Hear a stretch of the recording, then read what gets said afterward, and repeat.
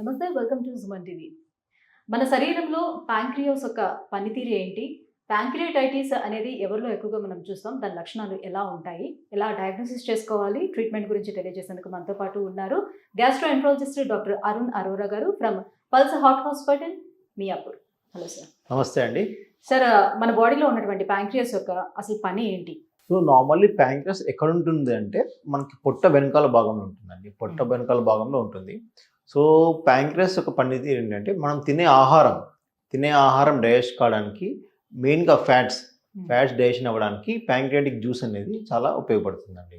So pancreas యొక్క main role ఏంటంటే ఒకటి తిన్న ఫుడ్ డైజెస్ట్ చేయడానికి, ఇంకా కొన్ని దానికి బోత్ ఎగ్జోక్రైన్ ఎండోక్రైన్ ఫంక్షన్స్ ఉంటాయండి. ఎండోక్రైన్ ఫంక్షన్స్ అంటే మనకి ఇప్పుడు బ్లడ్లో షుగర్ లెవెల్స్ అవన్నీ కంట్రోల్ చేసేది కూడా ప్యాంక్రియాస్ అనమాట. ప్యాంక్రియాస్లో ఇన్సులిన్ ప్రొడ్యూస్ చేసే బీటా సెల్స్ ఉంటాయి.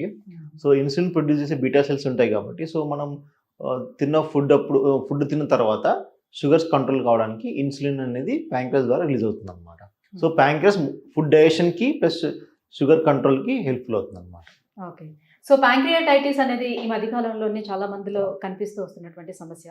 ఎందుకు వస్తుంది? ఎవరిలో చూస్తాం ఇది? సో ప్యాంక్రియాటిస్ అనేది ముఖ్యంగా మెయిన్ కారణం ఏంటంటే వరల్డ్ వైడ్ గాల్ స్టోన్స్ అనమాట. మనకి పిత్తాశయంలో రాళ్ళు ఉన్న వాళ్ళకి ఆ రాళ్ళు అనేది మనకి కిందకి జారి మనకి pancreatic duct, common bile duct రెండు అనేది డియోడనంలో జాయిన్ అవుతాయి అనమాట. చిన్న పేగులో జాయిన్ అవుతుంది.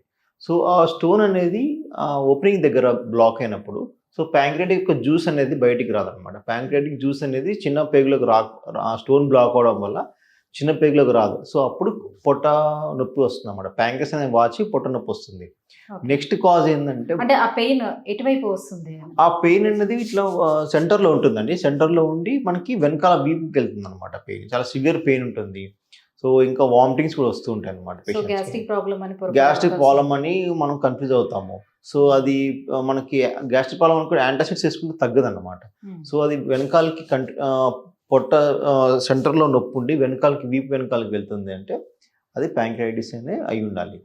నెక్స్ట్ ఇంకా అదర్ కారణాలు ఏమంటే ఆల్కహాల్ తీసుకున్న వాళ్ళకి చాలామంది ఇప్పుడు ఈ ఆల్కహాల్ అనేది ఎక్కువ మంది తీసుకుంటున్నారు కాబట్టి ఆల్కహాలిక్స్లో కూడా కామన్గా ప్యాంక్రియాటిస్ వస్తుంది. సో సిగరెట్ స్మోకింగ్ చేసే వాళ్ళకి, మనకు ఒంట్లో కొలెస్ట్రాల్ ఎక్కువ ఉన్నా కానీ, కాల్షియం లెవెల్స్ ఎక్కువ ఉన్నా కానీ, హై కొలెస్ట్రాల్ ట్రైగ్లిసరైడ్స్ ఎక్కువ మోర్ దెన్ 1000 ఉన్నా కానీ సో ప్యాంక్రియాస్ వచ్చే ప్రాబ్లం ఉంటుంది అన్నమాట. ఇంకా పెద్ద వయసు ఉన్న వాళ్ళకి, అబోవ్ 60 ఉన్న వాళ్ళకి ప్యాంక్రియాస్లో ఏమైనా ట్యూమర్స్ ఉన్నా, క్యాన్సర్స్ ఉన్నా కూడా ప్యాంక్రియాటిస్ వస్తుంది అన్నమాట. సో మనకి first gall stones, alcohol, smoking, high cholesterol, ఇంకా ప్యాంక్రియాటిక్ ట్యూమర్స్ వీటన్ని ప్యాంక్రియాటిస్ కాజ్ చేస్తాయండి. సో ప్యాంక్రియాటిస్ ఎలా డయాగ్నోస్ చేస్తామంటే పేషెంట్స్కి ఇక్కడ సెంటర్లో పెయిన్ వస్తుంది అన్నమాట. పొట్ట సెంటర్లో పెయిన్ వస్తుంది, వెనకాల వీపుకి వెళ్తుంది అనమాట. సో అది ఇనిషియల్ పెయిన్ కిల్లర్స్ తగ్గలేదు, యాంటాసిడ్స్ తగ్గలేదు అంటే ప్యాంక్రియాటిస్ అయి ఉండొచ్చు. ఇప్పుడు గాల్ బ్లాడర్ స్టోన్స్ కి సర్జరీ చేసి గాల్ బ్లాడర్ ని తీసేసినట్లయితే అది ప్యాంక్రియాస్ మీద ఏమైనా ఎఫెక్ట్ చూపిస్తుందా? లేదండి. గాల్ బ్లాడర్ ఒకసారి పేషెంట్కి గాల్ బ్లాడర్ స్టోన్ వల్ల ప్యాంక్రియాటిస్ వచ్చింది అనుకోండి, దాని ట్రీట్మెంట్ ఏంటంటే ఈఆర్సిపి చేసి ఫస్ట్ కామన్ బైల్ డక్ట్లో స్టోన్ తీసేయాలి. తర్వాత గాల్ బ్లాడర్ సర్జరీ చేసుకుంటే మళ్ళీ ఫర్దర్ ఫ్యూచర్ ఎపిసోడ్స్ రాకుండా ప్రివెంట్ చేయగలం. సో గాల్ బ్లాడర్ సర్జరీకి ప్యాంక్రియాస్కి ఏమీ రిలేషన్ ఉండదు. ఓకే. ప్యాంక్రియాటైటిస్ దీని సిమ్టమ్స్ కేవలం నొప్పి కాకుండా ఇంకా ఎలాంటి అదర్ సిమ్టమ్స్ ఉంటాయి? నొప్పి ఇనిషియల్గా మైల్డ్ ప్యాంక్రియాటిస్ ఉన్న వాళ్ళకి ఆ ప్యాంక్రియాటిస్ టైప్స్ ఉంటాయండి. మైల్డ్, మోడరేట్, సివియర్ అండి. మైల్డ్ ప్యాంక్రియాటిస్ అంటే ప్యాంక్రియాస్ మైల్డ్ అటాక్ అవుతుంది అనమాట. కొంచెం పెయిన్ వస్తుంది, ప్యాంక్రియాస్ డ్యామేజ్ కూడా కొంచెం ఉంటుంది అనమాట. అప్పుడు వాళ్ళకి పెయిన్ వస్తుంది, ఒక 2-3 days తగ్గిపోతుంది అనమాట. మోడరేట్, సివియర్ ప్యాంక్రియాటిస్ అంటే పెయిన్ తగ్గకపోవడము, వాళ్ళకి ఆయాసం రావడము, నొప్పితో పాటు వామిటింగ్స్, ఆయాసం, హార్ట్ రేట్ పెరగడము, ఫీవర్ రావడం, ఇవన్నీ లక్షణాలు ఉంటాయి అన్నమాట సివియర్ ప్యాంక్రియాటిస్లో. మైల్డ్ ప్యాంక్రియాటిస్లో ఓన్లీ పెయిన్ వస్తుందంట. ఓకే. సో ఇప్పుడు క్రానిక్ ప్యాంక్రియాటైటిస్ ఒకవేళ ఉంటే సో ఎలాంటి ట్రీట్మెంట్ తీసుకోవాల్సిన అవసరం ఉంటుంది? సో క్రానిక్ ప్యాంక్రియాటిస్ ఎందుకు వస్తుందంటే ఇప్పుడు ఈ అక్యూట్ ప్యాంక్రియాటిస్ ఎగ్జాంపుల్ చెప్పాను కదండి, ఆల్కహాల్ వల్ల. ఆల్కహాల్ తీసుకున్నప్పుడు ఫస్ట్ అటాక్ వచ్చినప్పుడు మనం అదే ఆల్కహాల్ ఆపేయకుండా కంటిన్యూస్ తీసుకుంటూ ఉంటే రికరెంట్గా ప్యాంక్రియాటిస్ వచ్చి వాళ్ళకి ప్యాంక్రియాస్ కంప్లీట్గా డ్యామేజ్ అయ్యి క్రానిక్ ప్యాంక్రియాటిస్ స్టేజ్కి వెళ్తుంది అనమాట. అదే గాల్ బ్లాడర్ స్టోన్స్ వల్ల ప్యాంక్రియాటిస్ వచ్చినప్పుడు మనం గాల్ బ్లాడర్ సర్జరీ చేసుకోకపోతే రికరెంట్గా ప్యాంక్రియాటిస్ వచ్చినప్పుడు మనకి క్రానిక్ ప్యాంక్రియాటిస్ స్టేజ్కి వెళ్తుంది అనమాట. సో క్రానిక్ ప్యాంక్రియాటిస్ అంటే ఏంటంటే మనకి ప్యాంక్రియాస్లో ఉన్న సెల్స్ అనేవి డ్యామేజ్ అయిపోతాయండి. ప్యాంక్రియాటిక్ ప్యారెంకైమ్ అనేది ప్యాంక్రియాస్ చిన్నగా అయిపోతుంది, సైజ్ చిన్నగా అయిపోతుంది.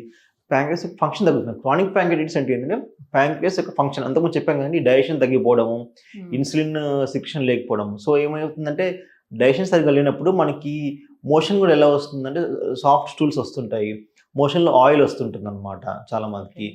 మోషన్ వెళ్ళాక వాష్ చేసుకున్నప్పుడు అది చేతికి జిగుడుగా అంటటం, ఇవన్నీ ఇండైజెషన్ అంటే మాల్ డైజెషన్ అంటారు అనమాట, mall digestion. So digestion proper కాకపోతే అది క్రానిక్ ప్యాంక్రియాటిస్ సిమ్టమ్స్.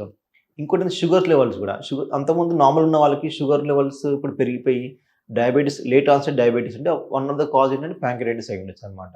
సో ఇంకోటి వెయిట్ లాస్ అవ్వడము, నొప్పి ఉండడం. సో అన్కంట్రోల్డ్ షుగర్స్ ఉండే వాళ్ళలో ఇది చూడొచ్చు అంటారా? అంటే నార్మల్గా ఫ్యామిలీ హిస్టరీ ఏం లేదు, ఇన్ని రోజులు బాగానే ఉంది, బట్ దే హ్యావ్ షుగర్స్ పెరుగుతున్నాయి అంటే one of the reason is pancreatitis. Pancreas కూడా స్క్రీన్ చేసుకోవాలండి. సో క్రానిక్ ప్యాంక్రియాటిస్ ఉన్న వాళ్ళకి షుగర్ కూడా ఉంటుంది. సో ఏముంటుంది సార్ దీనికి ట్రీట్మెంట్ ఎట్లా చేస్తారు? ట్రీట్మెంట్ ఏంటంటే డయాగ్నోస్ చేయడం అనేది ఎట్లా? ఆ డయాగ్నోస్ నార్మల్గా అల్ట్రాసౌండ్ లో ప్యాంక్రియాస్ సైజ్ చిన్నగా అయిపోతుందండి. చిన్నగా అయిపోతుంది, మామూలుగా అట్రోఫీ అంటారు. ప్యాంక్రియాటిక్ అట్రోఫీ ఉండడం వల్ల మనకి ఏమవుతుందంటే ఇన్సులిన్ ప్రొడ్యూషన్ లేదు. ఇన్సులిన్ ప్రొడక్షన్ లేనప్పుడు ఏమవుతుందంటే షుగర్ లెవెల్స్ పెరిగిపోతాయి అనమాట. సో దానికి ట్రీట్మెంట్ ఏంటంటే ఇంకా ఇన్సులిన్ తీసుకోవడమే అండి. కానీ చాలా జాగ్రత్తగా తీసుకోవాలి. ఎక్కువ డోస్ తీసుకుంటే మళ్ళీ ప్రాబ్లం అవుతుంది అనమాట. సో తక్కువ మోతాదులో జాగ్రత్తగా మెయింటైన్ చేసుకుంటూ ఉండాలి. ఓకే, ఎలాంటి సర్జరీస్ ఏమి ఉండవంటారా దీనికి? క్రానిక్ ప్యాంక్రియాటిస్ అంటే మనకి ఇనిషియల్గా అండి ఫస్ట్ మనకి ప్యాంక్రియాటిక్ డక్ట్ ఉంటుంది మ్యామ్. ఆ స్ట్రిక్చర్స్ ఉన్నప్పుడు మన స్ట్రిక్చర్స్ ఉన్నా కానీ స్టోన్స్ ఉన్న వాళ్ళలో క్రానిక్ ప్యాంక్రియాటిస్ వస్తుంది. అర్లీ క్రానిక్ ప్యాంక్రియాటిస్ అంటారు. అండ్ అర్లీగా స్టార్టింగ్ స్టేజ్ ఉన్న వాళ్ళకి డక్ట్లో స్టోన్స్ ఉన్నా కానీ స్ట్రిక్చర్స్ ఉన్నా కానీ దాని ట్రీట్మెంట్ తీసుకున్నాం అనుకోండి, ఎండోస్కోపిక్ థెరపీతో కొంచెం వరకు మనం దాన్ని ఫర్దర్ ప్రోగ్రెషన్ ప్రివెంట్ చేయొచ్చు అనమాట. ఇంకోటి early chronic pancreatitis alcohol stop చేయడం, స్మోకింగ్ స్టాప్ చేయడం, కొన్ని యాంటీఆక్సిడెంట్స్ తీసుకుంటే కూడా క్రానిక్ ప్యాంక్రియాటిస్ని మనం లేట్ స్టేజ్ కాకుండా ప్రివెంట్ చేసుకోవచ్చు, ఫర్దర్ ప్రోగ్రెషన్ లేకుండా ప్రివెంట్ చేసుకోవచ్చు. ఫస్ట్ కాజేటివ్ ఫ్యాక్టర్ తీసేయాలండి. కాజేటివ్ ఫ్యాక్టర్స్ ఏమంటే చెప్పాను కదా, gall stone pancreatitis, alcohol, smoking, ఇవన్నీ తగ్గించి ప్లస్ ప్యాంక్రియాటిడ్ అనాటమీలో డక్టల్ స్ట్రక్చర్ ఉన్నా కానీ స్టోన్స్ ఉన్నా కానీ వాటిని మనం ఎండోథెరపీ ద్వారా క్లియర్ చేయగలిగితే ఫర్దర్ ప్రోగ్రెషన్ ప్రివెంట్ చేయొచ్చు.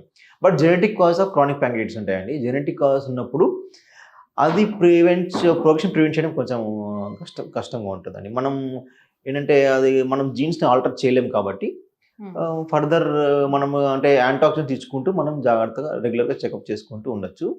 ఫ్యూచర్లో కూడా ప్యాంక్రియాటిక్ జీన్ థెరపీనే రావచ్చండి. Chronic pancreatitis progression prevent. అంటే అలాంటి వారిలో లైఫ్ స్పాన్ ఎలా ఉంటుంది? లైఫ్ స్పాన్ నార్మల్గానే ఉంటుందండి. అంటే ఏం కాదు, రెగ్యులర్గా చెకప్ చేయించుకోవాలండి డాక్టర్తో. షుగర్ కంట్రోల్ పెట్టుకుంటూ ప్లస్ ప్యాంక్రియాటిక్ క్రానిక్ ప్యాంక్రియాటిస్ వాళ్ళకి ప్యాంక్రియాటిక్ క్యాన్సర్ డెవలప్ అయ్యే ఛాన్స్ ఉంటుందండి. సో ప్యాంక్రియాటిక్ క్యాన్సర్ డెవలప్ అయ్యే ఛాన్స్ ఉంటుంది కాబట్టి రెగ్యులర్గా డాక్టర్తో చూపించుకుంటూ ఎండోస్కోపిక్ అల్ట్రాసౌండ్ చేసుకొని ప్యాంక్రియాటిక్ క్యాన్సర్ ఉంటే అర్లీ స్టేజ్లో తీసేస్తే సరిపోతుందండి. సో రెగ్యులర్గా డాక్టర్తో కన్సల్ట్ అయి ఉండాలండి క్రానిక్ ప్యాంక్రియాటిస్ ఉన్న వాళ్ళు. ఎందుకంటే కొంచెం ఎర్లీ స్టేజ్ లోనే డయాగ్నోస్ చేస్తే బెటర్ గా ఉంటుంది, సేవ్ చేయడానికి. అవునండి, ఎర్లీ స్టేజ్ లో డయాగ్నోస్ చేసి ఫర్దర్ ప్రోగ్రెషన్ ప్రివెంట్ చేయాలండి. Thank you so much sir, pancreatitis అంటే ఏంటి అసలు ట్రీట్మెంట్ గురించి తెలియజేసినందుకు థ్యాంక్ యూ.